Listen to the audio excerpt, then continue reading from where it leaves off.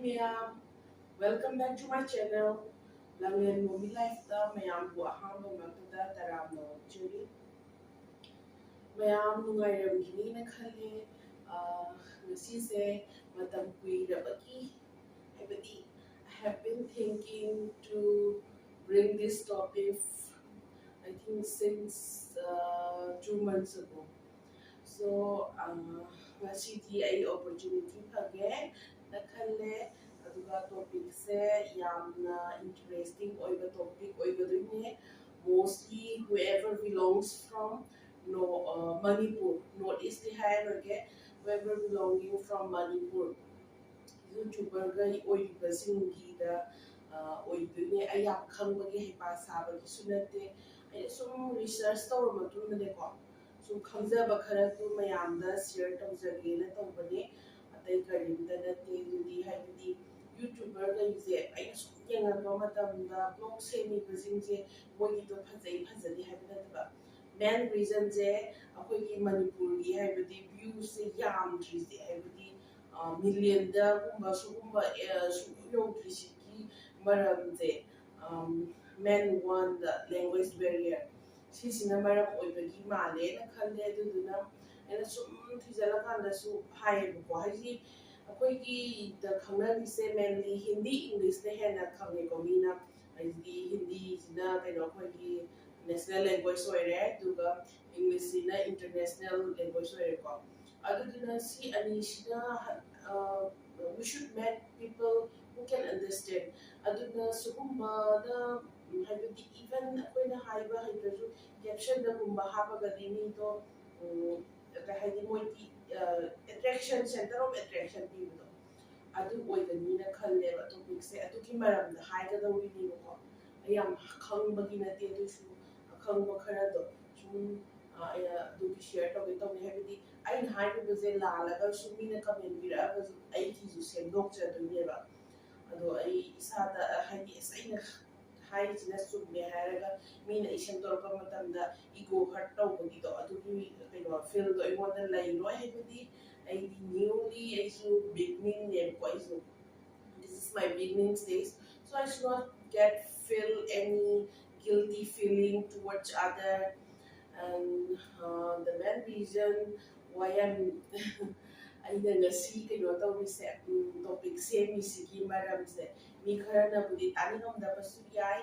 tabiraga su kaide tabiraga su kaide adubu me the hadi amaga we should support each other instead of giving bad comment which we can harass to the peoples bad comments se haibadi mit na pu oiro mit na do pu oiro yenjhalu no ba adubu mi haibase mina kitang inkhalakpa matin tum khalakpa uradi ko it's a nature ne ko adum mi se haidi jalan ki baje se na nazar tawpudo hindi da nazar haibudo mai adum tawra ne ko ado aiju haibanate kain khangbanate ayango hojikse aise barang ngangba ngamdrisi ki maram su ay adum haijarake ba ay adum haijarake ngangba ngamdabagi maram su adum lairamgani maram su ay adum hairake ko akoise aina jara haibedi Hindi oiro English ki pu oiro Meitei oiba koise haidi yumda matam khara akoi ki language na more priority ne ba akoina focus tawrise yumda chanupi oiro ai chanupi macha si bukta even first language se mamona tambigada se Manipuri Meitei lot chi sina men oina mamona tambigada ne haibagi koi adum hojik se dum Hindi natabide adum Meitei ronda adum men focus tawra ngangi ko ma haibidi Hindi English city mana schooling salakala automatically adum haira adum so I don't need to worry about the language for my daughter so now she can understand Hindi but she's unable to speak out akhoi here haidi madi 1.5 years to father ko next year da farani aduduna धीरे धीरे ना उनका भी time आएगा जो भी सीखना है so मुझे इतना वो should not get tense about it अदुदुगा अइना करीगी मरमगी दमकता what's it before delivery I was stuck at home stuck stuck in a thread socially I need a put no more than 1 year say I sit down thread to the maram where I want the hypody key but I'm a power ngang thu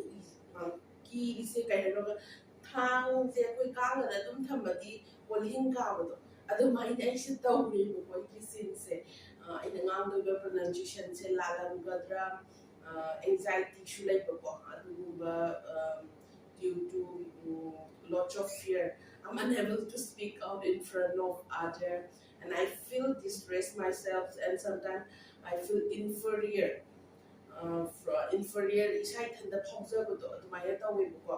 but the things koina mayam ama ureba aina research tawraga yenga matamta internet mi bu hanthana yenga natiba matai manau yum amadagi yum haise yamna kaino ganati yamna koi manipur da bu de mai ki wachada ba they're from Bihar the couple name is Rangila couple na laibane ko moigi beginning dagi sumyen biyoba sunatan gi hadi moina tu kamna haibati YouTuber ama oibase kaino yam laiba thabak nateba moina admaina mehnat tawrabaduna ngasi moina yum lairaga yum saribagi do adu yengbiyoba I think 1 month ago kainoda nisha blog tane ma ki da comment da mana pathorak da Q&A da pathorak da yam inba ma haji ko ai su comment bi gi bene ko mongonda Manipur dagi amana ko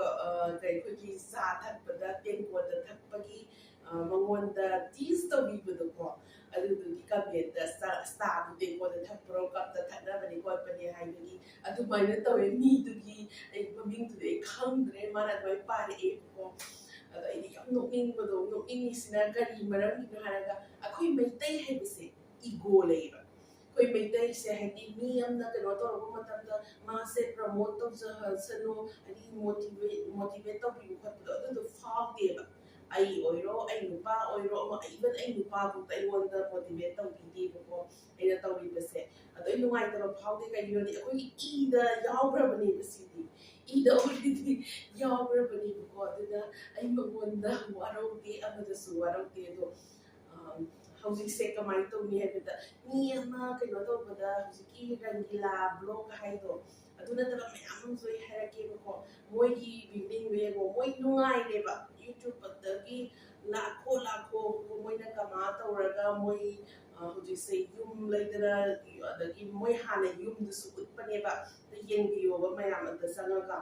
adu tawbule du moi nungai na magi hingakpaki mahingdo kaawgdabana te kaawde makada phama jaksari ba phana nungai ne khaboi janu isagi chetna bize dengo da thakera kap da thakera glass da thakera si isagi chetna ba haibesi ko adum hadi kaawbo ngambaroi do ne ko ngasi ngari kaawam brane akoi hotel atang brasa se no ngari ki mahau se laida lekra bani du na punsi da kaawbo ngambaroi ko adum leire du ka Manipur ki YouTuber ka ita ina requesting to me se ID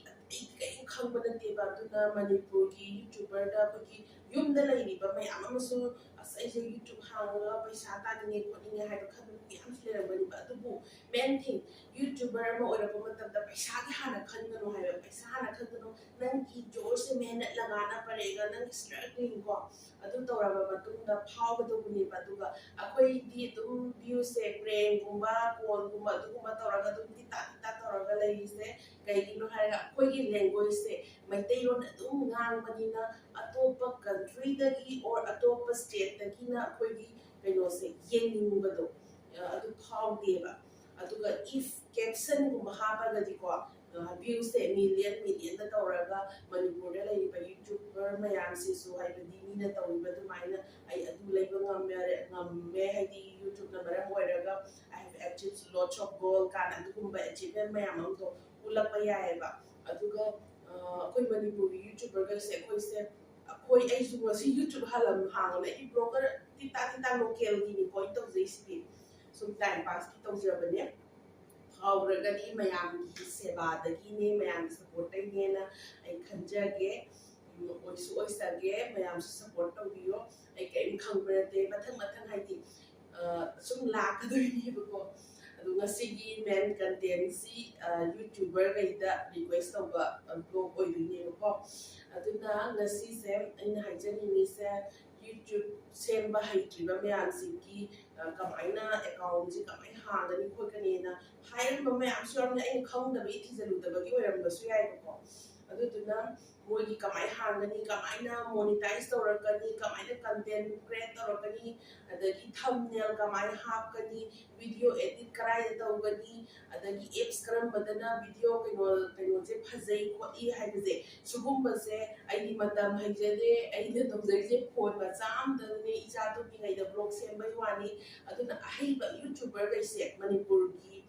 ꯂꯩꯈꯔꯦꯀꯣ ꯃꯌꯥꯝ ꯑꯃ ꯁꯆꯤꯟꯀꯔ ꯀꯥꯏꯅꯀꯣ ꯑꯩꯅ ꯌꯦꯡꯁꯦ ꯅꯥꯎꯕ ꯃꯩ ꯑꯗꯨꯒꯨꯝꯕꯒꯗꯣ ꯑꯩ ꯌꯦꯡꯉꯦꯕꯀꯣ ꯇꯥꯇꯣꯟ block ꯀꯥꯏꯅ ꯑꯗꯨꯒꯨꯝꯕꯗꯣ ꯑꯗꯨ ꯃꯣꯏꯗꯤ ꯍꯩꯔꯕꯅꯦꯕ ꯃꯌꯥꯝ ꯑꯃ ꯑꯗꯨꯅ ꯃꯣꯏꯅꯀꯣ ꯃꯇꯝꯁꯦ ꯈꯤꯇꯪ ꯀꯥꯏꯊꯣꯛꯄꯤꯔꯒ ꯃꯌꯥꯝꯒꯤ ꯍꯥꯏꯗꯤ 2024 ꯀꯃꯥꯏꯅ ꯌꯨꯇ꯭ꯌꯨꯕꯇꯒꯤ ꯀꯃꯥꯏꯅ how we have to earn ꯍꯥꯏꯗꯤ ꯏꯟꯀꯝ ꯀꯃꯥꯏꯅ ꯂꯥꯛꯀꯅꯤ ꯀꯃꯥꯏꯅ ꯃꯣꯅꯤꯇꯥꯏꯖ ꯇꯧꯔꯛꯀꯅꯤ ꯈꯣꯠꯀꯅꯤ ꯍꯥꯏꯕꯁꯦ ꯃꯣꯏꯅ ꯁꯦꯝꯍꯟꯅꯤꯡꯉꯦꯕꯀꯣ so I'm requesting all the Manipur YouTuber ꯁꯤꯡꯗ ꯍꯥꯏꯕꯗꯤ ꯂꯦꯡꯒ꯭ꯋꯦꯖꯁꯤ ꯈꯤꯇꯪ ꯀꯦꯞꯁꯟ ꯍꯥꯞꯄꯒꯗꯤ ꯃꯣꯏꯁꯨ ꯚ꯭ꯌꯨ ꯌꯥꯝꯒꯅꯤ ꯀꯩꯒꯤꯅꯣ ꯍꯥꯏꯕꯗ ꯑꯩꯒꯤ ꯁ꯭ꯇꯦꯠꯀꯤ ꯃꯤꯗ ꯑꯩꯁꯨ ꯄ꯭ꯔꯃꯣꯠ ꯇꯧꯅꯤꯡꯉꯦꯕ ꯑꯩꯁꯦ ꯖꯦꯂꯦꯁ ꯐꯥꯎꯔꯦꯕ ꯑꯇꯣꯞꯄ ꯁ꯭ꯇꯦꯠꯀꯤ ꯃꯤꯗ ꯖꯦꯂꯦꯁ ꯍꯥꯏꯁꯤꯗꯤ ꯑꯦꯚ꯭ꯔꯤ ꯑꯩꯒꯤ ꯏꯆꯥꯅꯨꯄꯤ ꯄꯤꯛꯇ꯭ꯔꯨ ꯄꯤꯛꯕꯁꯦ ꯃꯥꯕꯨꯛꯇꯅꯦ ꯖꯦꯂꯦꯁꯤꯒꯤ ꯐꯤꯂꯤꯡꯗꯣ ꯐꯥꯎꯔꯦꯕ ꯃꯥꯒꯤ ꯄꯣꯠ ꯃꯤꯅ ꯄꯥꯏꯈꯤꯕ ꯅꯠꯇ꯭ꯔꯒ ꯃꯤꯒꯤ ꯄꯣꯠ ꯐꯖꯕꯗꯣ ꯃꯥꯅ ꯄꯥꯝꯕ ꯁꯤꯁꯤꯗꯤ ꯑꯦꯚ꯭ꯔꯤ ꯀ꯭ꯔꯤꯌꯦꯆꯔ ꯀꯣ ꯁ꯭ꯃꯣꯜ ꯍꯥꯏꯗꯤ इवन दिन खांगबुक्तने अदुम सिगी जेलेसी हाइसिदी अखोई मियोइबदा लो यावराबनी अखोई मेदई मसा खक्तदा नतेबा अदुना मणिपुर मसा मयामनसु यामना प्रमोट तौनिंगबदो अदुदुगी आई हाइजबनेबा अदुदुना मणिपुर की यूट्यूबर सिंग ओइरो होय ब्रेंड सु तौगदौने ब्रेंड कॉल सु तौगदौने मुकबांग सु तौगदे लोइ तौगदौने अदुबु मोइदे व्यू याम हनिंगबदो आइसु व्यू याम निंगी मोइसु व्यू याम हनिंगे अदुदुना मोइसे कइनो हारगा सपोज अखोइना ऑनलाइन पोट अमा बुलेरे अमा तौरे रिव्यू तौहनिंगबा अदगी मसागी पर्सनल ट्रैवलिंग ब्लॉग हांगहनिंगबको अदगी मसागी हाइबदी मागी टेलेंट दो अवोय हाइदी असेंग फेक नतबको रियल लाइफ द टेलेंट मी खुदिंगी टेलेंट अमा लोइ लेने हिडन टेलेंट लोइ लेने ngakतनी खंगदबा उदबा उथोक्तबदुना उथोक्तबदुना खंगदबा खक्तगिनेबको अदुगुम्बदो fake नतबा real talent Utba अदगी पोटकुम्बा हाइदी unboxing तौबगुम्बा product की रिव्यू उतबगुम्बा अदुगुम्बा दगी DIY क्राफ्ट आइगी अदगी होम अदु सेबा खोटबा लेदना कुकिंग गुम्बा अदुगुम्बा मैम होम मेकर ने होजी होम मेकर ने ओइदा देगी थोंबा थापा सुगुम्बले नोंगा दो कोइबा चपदना ट्रैवलिंग ब्लॉग हापी अदुगुम्बा दो खतने बको दुना सुगुम्बा सिंग से तौराबा मतुंगदा कमाइना खोइसे YouTube ता कमाइना फेमस ओइरगनी खोटकनी हबसे mainly language barrier दुगा topic से नुंतिगे हंजिन अदुम preng ना तौरगदीको अदुम आई खनबदा views से तिता अदुम तौर लेदो माले बा आई यंगे नुंतिगे कुकिंग हायरगा इरोम्बा अदुम सेमदी मी यंगिंगरोइबा नोंग फादोक्सु हाइबदी कंटेंट से फजला थंबनेल से हापागदी मीना यंगिंगनी हैबदो खंजेबो वाखन्ना अदुनने अदुना मणिपुर यूट्यूबर मयाम गइसे यामना कइनो हाइनि कइदिनो पैसा याम फंगनिंगेबा मोइसु अदुगिने आइना सेमजरिसे अदुदुगा अमना आइना ख्वाइदगी हाइदि मोटिवेट तौरखरिसे यूट्यूबर कनादगिनो हायरगा मनोज भाईना बिहारदगी अमा लैबने मागी कइनो से सब्सक्राइबर्स से मोर देन 6 मिलियन ओइरबनी मागी अमता चैनल को संगगा येंगो माना हाना हिंगकपा बिफोर आफ्टर की खेनाबदो येंबियोको अदगी यक्षिका काना आई फॉलो तवेको अदगी सुरस ब्लॉग सोयास ब्लॉग अदगी मागी नुपी ममिंग दो इकाउरे तुसी दो लोइ फॉलो तवेबा हाइदि मोइना मेहनत तौरपदो पोट अमा लेउरे रिव्यू उलगा ngakani mi myam du पैसा तानै जिंजे पोट लेउरगा रिव्यू अदुगा पार्टनरशिप अदु तौबरा तौ मैम सु लेगरे को अदुगी डिटेल्स दा आई कया खंगदरे तुबु ngasi blog se ina semjari se mayam su ai busu support to biramo aduga atopa mi habedi YouTuber haurai basing se sidasu yeningra su ne kwa habedi kamen do phatta do bibiu no moida ai wona su bibira kano hadi yeningra ga di yengura no to o ai gisu yeningra su yenga no kai de karimta hadi atopa yeningba mi amati dum leramgani dana aduna akoi masengse inspire tongnaraba matungda akoise haurakani na khalle kaginodi YouTuber oiba mi mayam ma foreign da su lai mi amsidi ado ai should be a matata mayam da su ngai da mayam yaw ne do moi bet comment je pira ga zu kaya akogi Meitei he mai pina di ko pira ga su hoi ma je kalat tawe khole drama queen ne khole du ko do haira du to ba khoi Meitei gina henzin na tawsan ba do adu mai noin tawe dina दुगुम्बदो तौनदबिदा YouTuber सिंसे अमुक्तंग हाइबदि अखोय मसे अंतंग फावनबको मी मयामसे आइबदि तोखरो आइदि चाचाचानि बिने aduna फावरिबल मणिपुरी यूट्यूबर गाइसे यामना हाइबदि फावहनिंगे मोइसु टेलेंट मयाम अमा लैये आई याम येंगे मोइगि मयाम अमा को aduna हाइबदि प्लेइंग द तोरस नुति प्लेइंग तबो खोटपदो मीसु गेमिंग तब मयाम यावरमगनि को